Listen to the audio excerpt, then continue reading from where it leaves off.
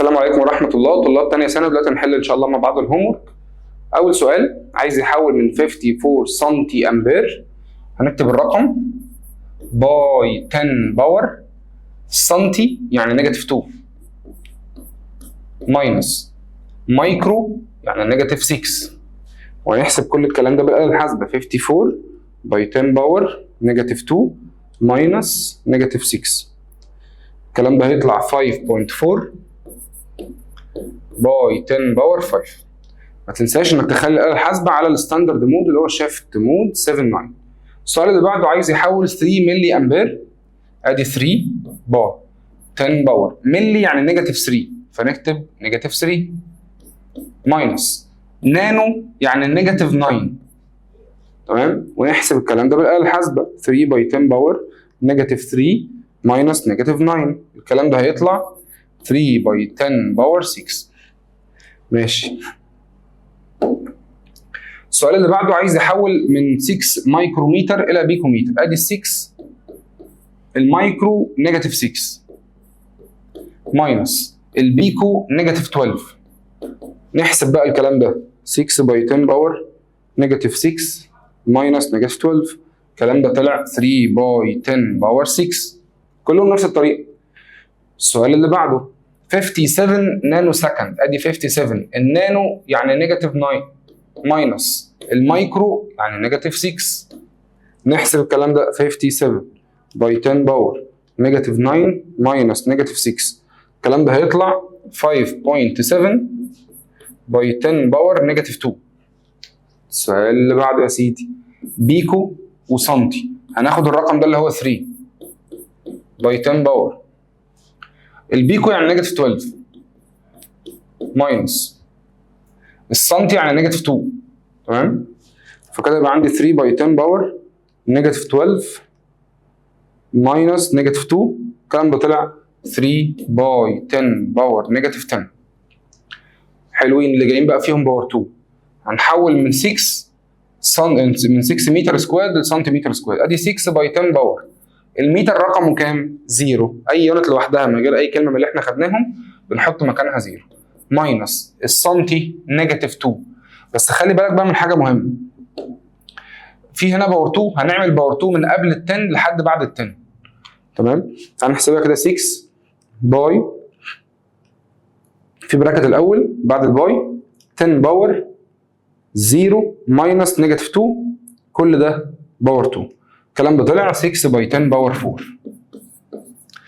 طيب السؤال اللي بعده برضه فيه باور 2، عايزين نحول من مليمتر لمتر، ادي الرقم اهو اللي مكتوب في المساله باي 10 باور، الملي يعني نيجاتيف 3 ماينس المتر يعني 0، وكل ده هيتعمل باور 2. فنحسب بقى الكلام ده 32 باي 10 باور نيجاتيف 3 وكل ده باور 2، الكلام ده هيطلع 3.2 باي 10 باور نيجاتيف 5. طب شوف السؤال اللي بعده، الليتر ده اللي هو الديسيمتر كيوبد، فكأنك عايز تحول من متر لديسيمتر، نكتب الرقم اهو 6 باي 10 باور، المتر يعني 0 ماينس الديسيمتر يعني نيجاتيف 1، وكل ده مش نكتبها بس اللون مختلف عشان كده الكلام هيخش في بعضه. يبقى قلنا 6 باي 10 باور 0 ماينس الديسي يعني نيجاتيف 1، كل ده هنعمله باور 3 عشان مكتوب عليهم باور 3، فلما يجي نحولها يطلع 6 باي 10 باور نيجاتيف 3. طيب التحويله اللي بعدها من سنتي لديسي، يبقى نكتب الرقم ده باي 10 باور، السنتي يعني نيجاتيف 2 والديسي يعني نيجاتيف 1، وكل ده عليه باور 3، يبقى 8000 باي 10 باور نيجاتيف 2 ماينس نيجاتيف 1، وكل ده باور 3. حسبناها طلعت 8 باي 10 باور 0 يعني 8. تمام، اي حاجه باي 10 باور 0 يبقى اكتب الرقم لوحده. بعديها عايز يحول الفيمتو سكند لملي سكند، هقوم كاتب 5 على الاله الحاسبه بقى على طول، 5 باي 10 باور الفيمتو نيجاتيف 15 ماينس الملي نيجاتيف 3، الكلام ده يطلع 5 باي 10 باور نيجاتيف 12 اللي هي نمبر بي. طيب السؤال اللي بعده عايز يحول السنتيمتر مره للمايكرو ومره للكيلو ومره للملي ومره للمتر، ونشوف مين فيهم طلع صح. انا هحولها للاجابه الصح على طول. تعال نحول من سنتيمتر لكيلومتر. هنعمل الرقم ده اللي هو 845 باي 10 باور. السنتي نيجاتيف 2 ماينس الكيلو ب 3. لما جينا حولناها طلعت 8.45 باي 10 باور نيجاتيف 3. يبقى معلش مش دي الصح. ماشي، يعني كده لما جينا حولناها الكيلو طلعت باي 10 باور نيجاتيف 3، يبقى دي مش صح. تعال نشوف مثلا نحولها لمايكرو المره دي. مايكرو يعني نيجاتيف 2 ماينس المايكرو يعني نيجاتيف 6. طلعت 8.45 باي 10 باور 6، برضه مش دي.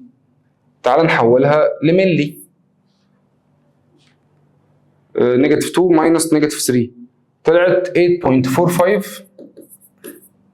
باي 10 باور 3، برضه ما طلعتش دي. تعال نشوف اخر حاجه بقى نحولها لمتر. احولها لمتر ازاي؟ هناخد الرقم ده باي 10 باور، السنتي يعني نيجاتيف 2 والمتر يعني 0. لما نيجي نحول الرقم ده بالاله الحاسبه هيطلع 8.45 باي 10 باور 0. يعني بص نكتبها كده 845 باي 10 باور نيجاتيف 2 ماينس 0 تطلع 8.45 باي 10 باور 0، يعني 8.45 اللي هي نمبر دي. تمام. السؤال اللي بعده بيقول لي if the volume of an amount of oil equals 7 meter cubed then the volume in liters. الليتر ده اللي قلنا عليه اسمه دي سي متر كيوبد. تعال نحول من متر اهي 7 باي 10 باور. المتر يعني 0 والدي سي يعني نيجاتيف 1، بس هم عليهم باور 3. يبقى نحسب 7 باي تفتح براكت 10 باور 0 ماينس نيجاتيف 1، كل ده باور 3. هنحسب الكلام ده يطلع 7 باي 10 باور 3 اللي هي 7000. 7 باي 10 باور 3 اللي هي 7000. If the radius of nitrogen atom equals كذا نانومتر its equivalent unit. هنحوله بقى للمتر ونشوف. هو عايز الاختيارات كلها متر، فاقوم ماسك بقى الرقم ده 0.078 باي 10 باور. النانو يعني نيجاتيف 9 ماينس عايز يحولها لمتر يعني 0. تعالى نحسب بقى 0.078 باي 10 باور نيجاتيف 9 ماينس 0.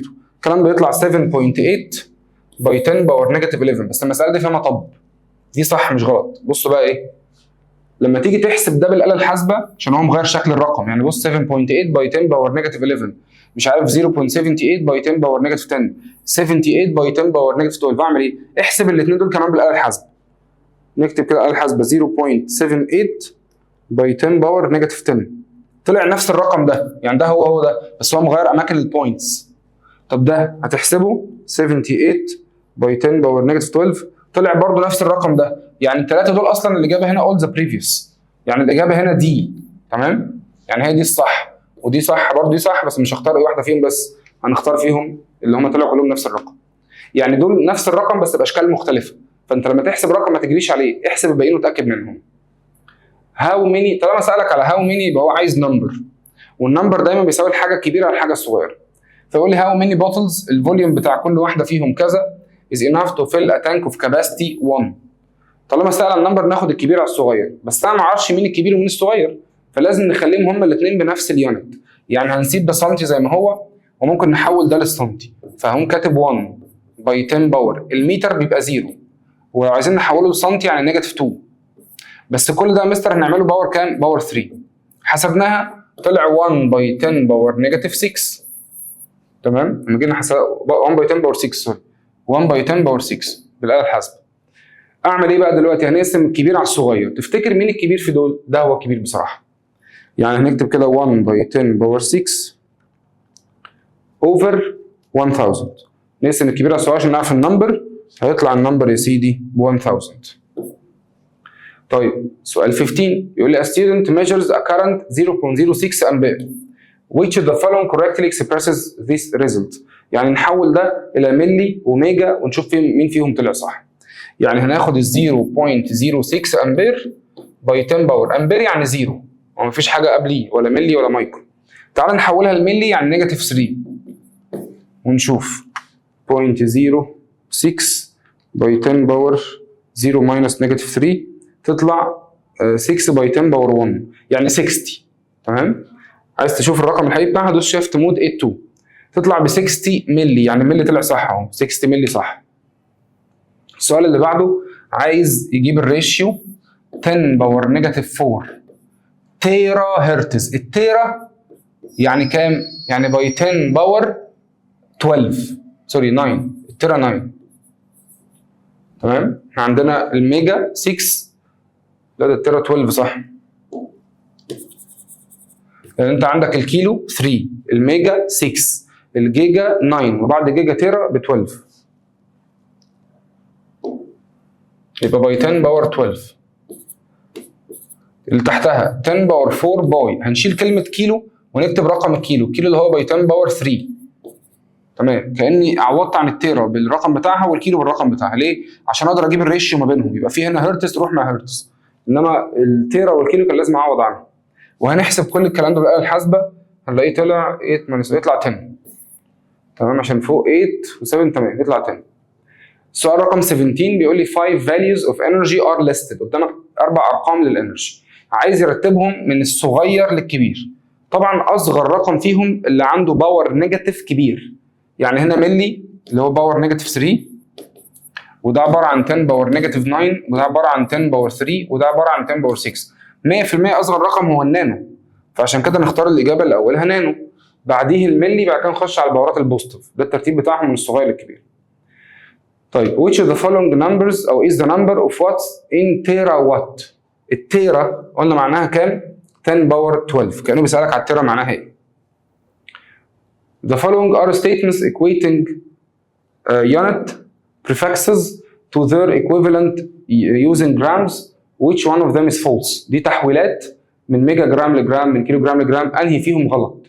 تعال نحول من ميجا جرام لجرام. اصلا هو كانه شال كلمه ميجا وحط باي 10 باور 6، يعني دي صح مش غلط. 240 كيلو جرام لجرام، تعال نحولها بقى عشان الارقام هنا متلخبطه. يعني 240 باي 10 باور، الكيلو ب 3 ماينس الجرام يعني 0. هنحول الكلام ده هيطلع نحسبها 240 باي 10 باور 3 ماينس 0 تطلع 2.4 باي 10 باور 5، دي برضه صح. طيب من كيلو جرام لجرام دي برضه صح، دي اللي شكلها غلط بقى تعال نتاكد منها. 3 باي 10 باور الجيجا يعني 9 ماينس الجرام يعني 0، هتحسب الكلام ده هيطلع 3 باي 10 باور 9، يبقى هي دي الاجابه، لان هي طالعه 3 باي 10 باور، هو كاتبها 3 باي 10 باور 10 وهي طالعه معايا 3 باي 10 باور 9، يبقى الاجابه دي هي الوحيده فيهم اللي غلط. which one of the following او which of the following is equal to 1 نانو وات. مين في دول بيساوي النانو؟ النانو يعني النيجاتيف 9. طيب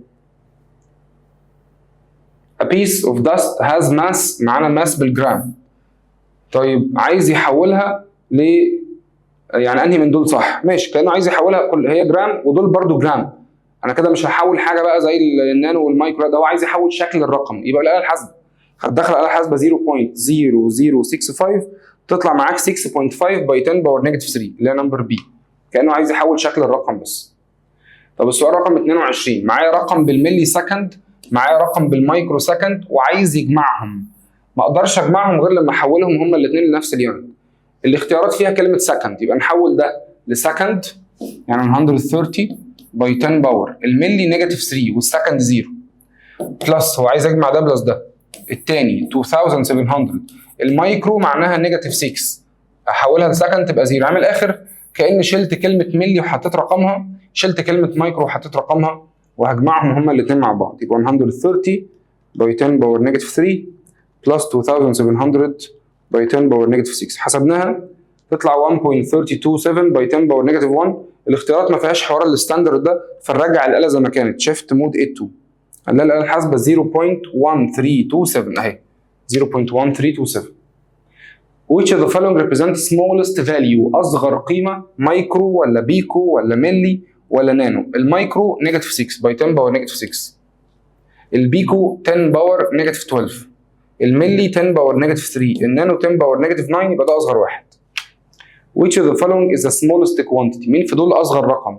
تعال نحولهم كلهم لجرام. ده 0.043 باي 10 باور، الملي يعني نيجاتيف 3 والجرام يعني 0. تعال نحولها كده 0.043 باي 10 باور نيجاتيف 3، الكلام ده هيطلع 4.3 باي 10 باور نيجاتيف 5. ده هنحوله لجرام، هو اصلا متحول لجرام، ممكن نغير شكل الرقم بس بالاله. 4.3 باي 10 باور نيجاتيف 2، يبقى اكيد مش ده، هو عايز اصغر رقم، فالباور نيجاتيف 5 اصغر من الباور نيجاتيف 2. تعال نحول المايكرو. المايكرو يعني 10 باور نيجاتيف 6، حولها لجرام يبقى زيرو ملوش لازمه. يعني 430 باي 10 باور نيجاتيف 6 طلعت 4.3 باي 10 باور نيجاتيف 4، يبقى برضو اكيد مش ده، ده لسه اصغر. طب تعال نحول بعدها من كيلو جرام لجرام، يعني 0.12343 باي 10 باور الكيلو يعني 3. يعني نحولها ازاي دي؟ هنكتب الرقم ده باي 10 باور، الكيلو يعني 3 والجرام يعني 0، حولناها طلعت 4.3 باي 10 باور نيجاتيف 1، طبعا طلعت الصح فيهم نمبر A عشان طلعت باور نيجاتيف 5. سؤال 25 which of the following is the number of picojoules in a joule؟ هو عايز يحول ال 1 بيكو جول الى جول. طيب او هو بصراحه عايز العكس، هو بيقول لك في كام بيكو جول جوه الجول، يعني هو عايز يحول الجول الى بيكو جول. يعني بص كأن المساله عامله كده، كانه عايز يحول 1 جول بتساوي كام بيكو جول، يعني كانه هيحول 1 باي 10 باور الجول يعني 0 ماينس البيكو يعني نيجاتيف 12، فلو جيت حسبتها تطلع 10 باور 12 لان النيجاتيف مع النيجاتيف يخليها بوزيتيف. measuring the volume of liquid using graduated cylinder ده يعتبر دايركت. طيب مين اللي بيستخدم عشان نقيس بيه الدنستي مباشرة؟ جهاز اسمه هيدروميتر. من انواع الميجرمنت دايركت واندايركت. ومن اسباب الايرور كانوا 4 اسباب لو فاكر، اي 2 منهم مثلا choosing improper tool. choosing improper tool، اكتب اول سببين مثلا. طيب وسبب تاني defect in measuring tool، عيب في أداة القياس نفسها. defect in measuring tool. طيب كده خلصنا الواجب الحمد لله، نشوفكم على خير الأسبوع الجاي والسلام عليكم ورحمة الله.